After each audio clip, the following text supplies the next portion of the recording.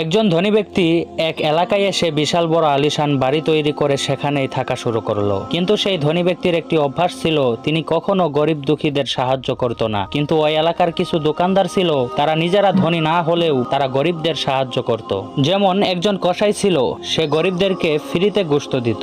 একজন মুদি দোকানদার ছিল, সে প্রত্যেক মাসে কিছু গরিবদেরকে চাল ডাল এবং প্রয়োজনীয় দ্রব্য পাঠিয়ে দিত। একজন দুধওয়ালা ছিল, যে বাড়িতে বাড়িতে গিয়ে বাচ্চাদের জন্য দুধ দিয়ে আসতো। এটা দেখে এলাকার লোকেরা বলাবলি করতে লাগলো, ওই ধনী ব্যক্তি কতই না নাফরমান, এত সম্পদ থাকার পরেও সে কাউকে দান করে না। অন্যদিকে এই দোকানদারগুলো তাদের মাথার ঘাম পায়ে ফেলে পরিশ্রমের পরেও গরিবদের জন্য দান করে। এরপর এলাকার সব মানুষ ওই ধনী ব্যক্তির সাথে সম্পর্ক ছিন্ন করলো। অতঃপর যখন সেই ব্যক্তিটি মারা গেল, সে এলাকার কোনো মানুষ তার জানাজায় শরিক হলো না। এর কয়েকদিন পর একজন গরিব লোক যখন কসাইয়ের কাছে ফ্রিতে গোশত নিতে চাইলো, তখন